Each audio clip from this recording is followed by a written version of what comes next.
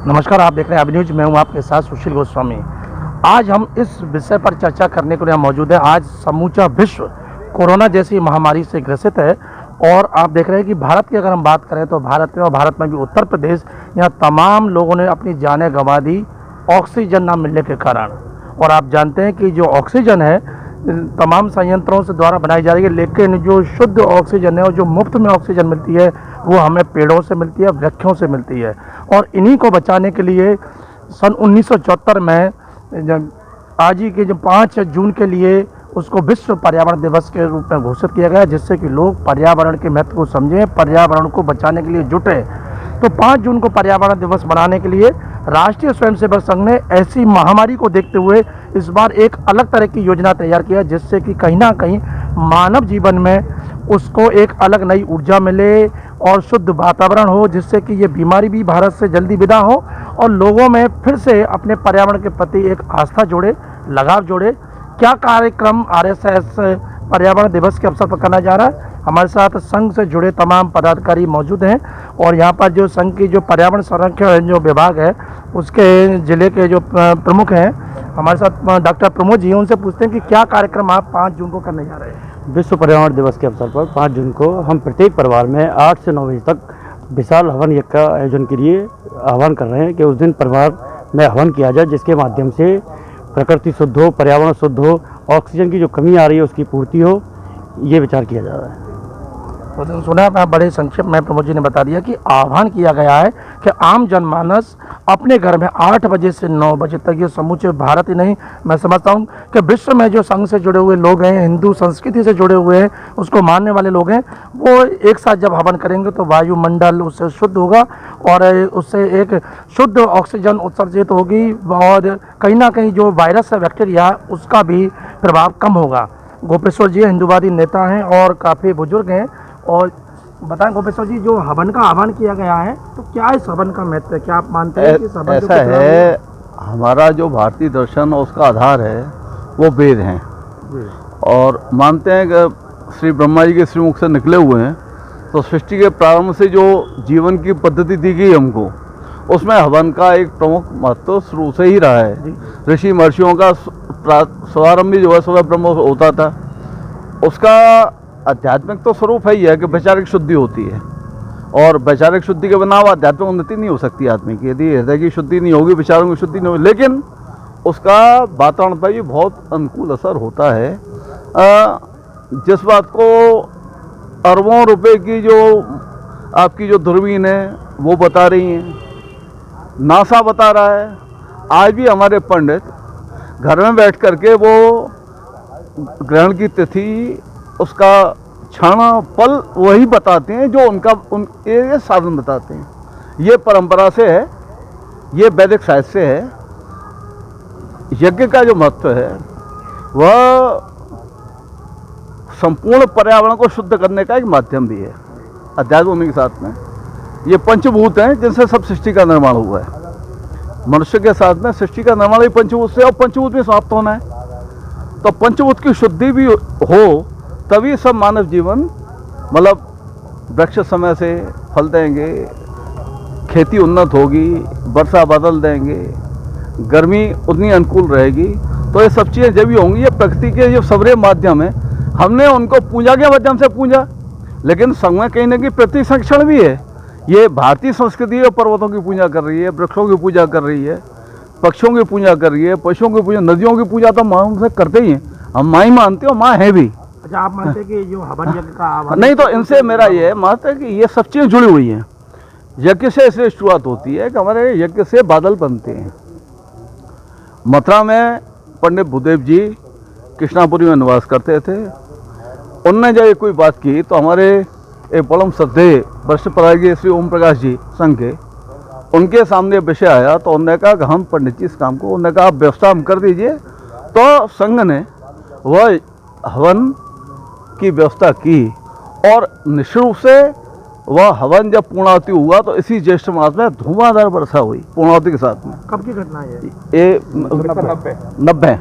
अच्छा, पहली बार तो हो गया नहीं, पहले शुरुआत में दाम धोए। दोबारा जब कहा तो जो है बहुत वैज्ञानिकों ने मजाक उड़ाया उसका कि ऐसा हो ही नहीं सकता, विश्वास नहीं किया। विश्वास नहीं किया। तो बहुत बड़ी टीम आई वैज्ञानिकों की, और ये देखा कि आप तो उपहास हो जाए, क्यों वास्तव में लग रहा है भयंकर लू चल रही है, कुछ भी नहीं है, समापन हो रहा है। लेकिन पूर्णा के साथ किसी को कर इतना भयंकर वर्षा हुई, ऐसा मथुरा में 4 बार चुनौती दे करके कि जब पूर्णावती हो, मंत्रों की आहुति पूरी, आवृत्ति पूरी हो और वो हो तो धुआंधार वर्षा। तो ये मथुरा ने सिद्ध करके भी दिखाया। तो ये निश्चित रूप से कि यदि विधि विधान से यज्ञ किया जाता है, यदि उचित वर्षा होगी तो उचित वायुमंडल बनेगा, सबरा पर जो पर्यावरण है वो शुद्ध होगा। और आज जो ये बीमारी है, हम लोग तो जो आहुति जो थोड़ी दी जाती है, तो वैज्ञानिक मानने मॉनिटर करते हैं कि यदि शुद्ध गाय की जो आहुति दी है, इतने ग्राम की आहुति हुई तो इतना जो उससे ऑक्सीजन उत्सर्जन होगा, इतनी मात्रा में उत्सर्जन होगा। यदि पीपल के वृक्ष की आहुति हो तो इतना होगा, आम से इतना होगा, ये वैज्ञानिक मानने।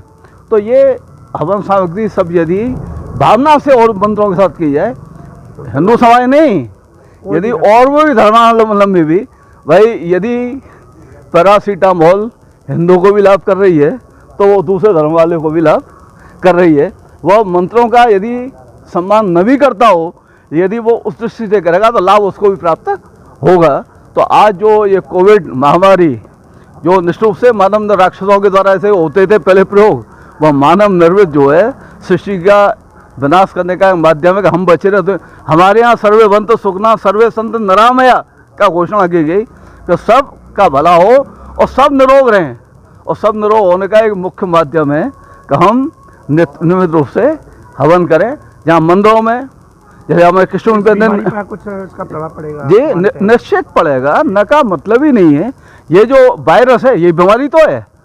अब WHO ने कहा है कि पहले ये था कि भाई 2 मीटर दूर रहिए, मास्क लगाइए। अब तो कह रहे हैं कि वायरस हवा में, ये अब WHO कह रहे हैं ना, हवा में। अब हवा शुद्ध कैसे होगी? हवा शुद्ध करने का सवाए हवन के अलावा कोई माध्यम है ही नहीं, दुनिया में कोई है ही नहीं। ये हम चैलेंज से कहते हैं।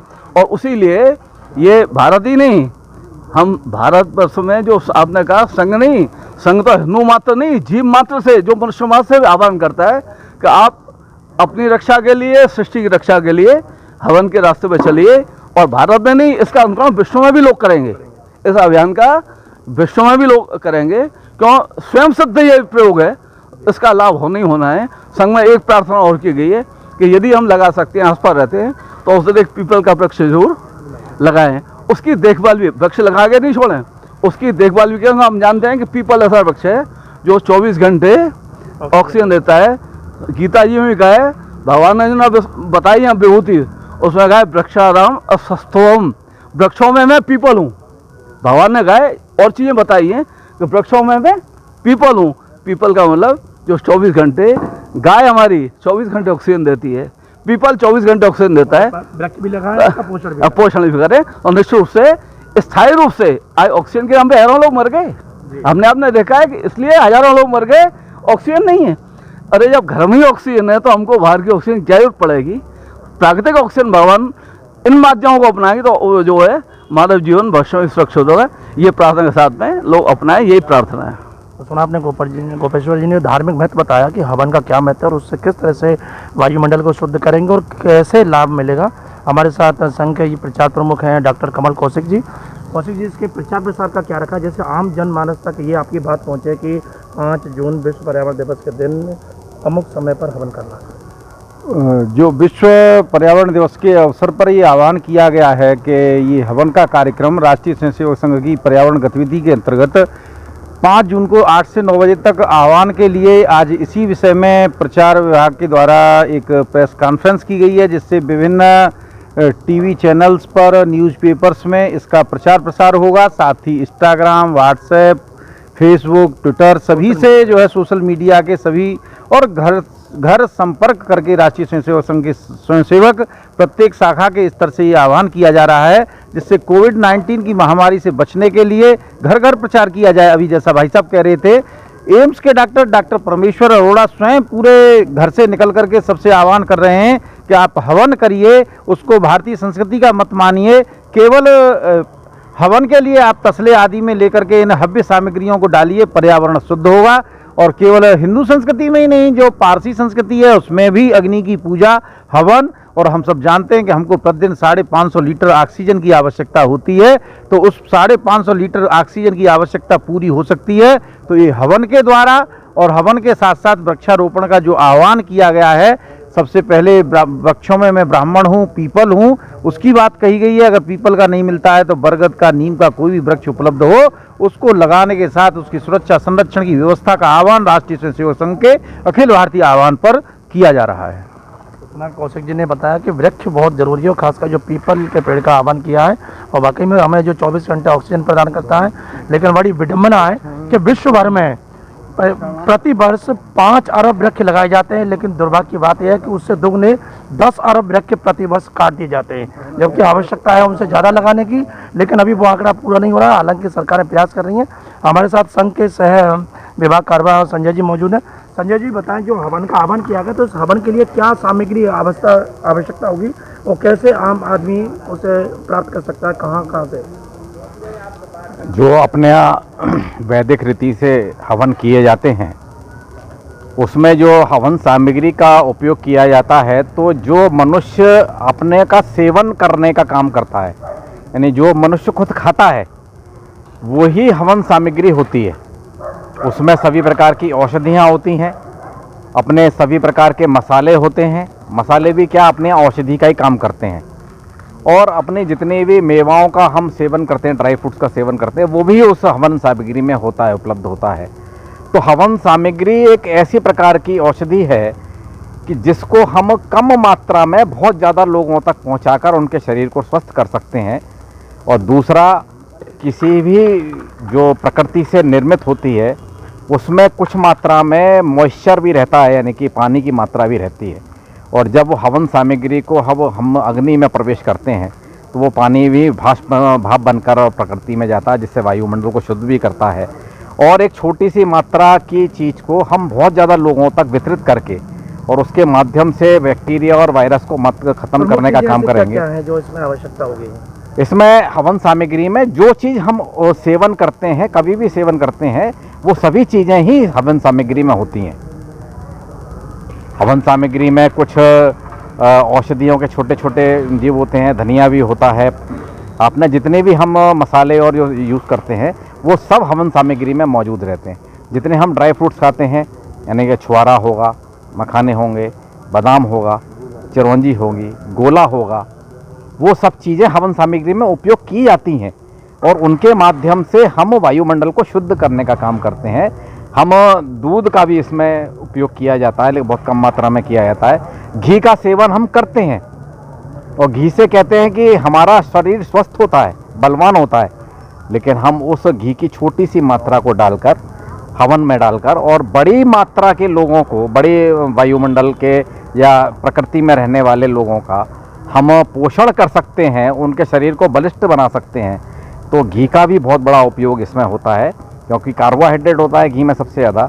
और कार्बोहाइड्रेट को जब हम विघटित करते हैं, उसको तोड़ते हैं, तो उससे ऑक्सीजन ही निकलती है। अच्छा, ये तो सामग्री, उसके अलावा आप जो संघ की तरफ से प्रचार प्रसार करें, तो संघ के द्वारा भी हवन का कहीं आयोजन किया गया है? हाँ, हमने इसको पूरे मथुरा जनपद में ही नहीं, पूरे उत्तर प्रदेश के अंदर और बल्कि पूरे देश भर के अंदर हमने 5 जून को हवन के माध्यम से वायुमंडल को शुद्ध करते हुए वायुमंडल में उपस्थित जितने बैक्टीरिया, खराब बैक्टीरिया और क्या कहते हैं वायरस हैं, उनको समाप्त करने की एक योजना बनाई है संघ के माध्यम से। उसी के तहत राष्ट्रीय स्वयंसेवक संघ के विभाग कार्यालय पर हमने 51 हवन कुंड बनाए हैं। उन्होंने 51 हवन कुंडों पर 51 परिवार यानी पति पत्नी बैठकर अपना हवन करेंगे और हवन करके वायुमंडल को शुद्ध करने का कार्य करेंगे।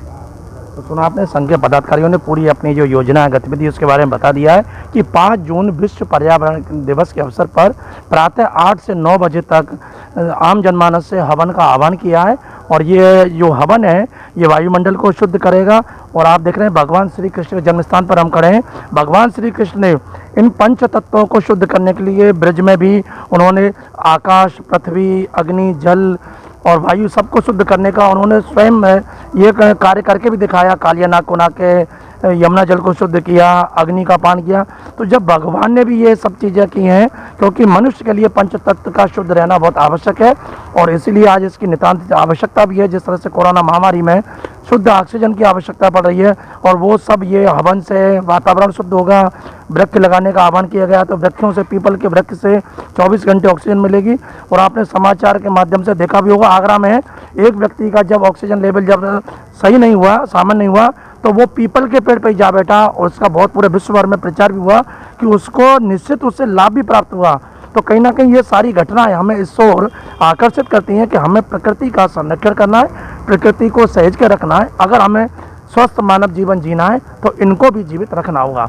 तो मैं भी आपको यही कहूँगा कि जो ये बात संघ द्वारा जो प्रचार प्रसार किया जा रहा है, निश्चित आप इस गतिविधि का हिस्सा बनिए और 8 से 9 बजे तक हवन में भाग लीजिए।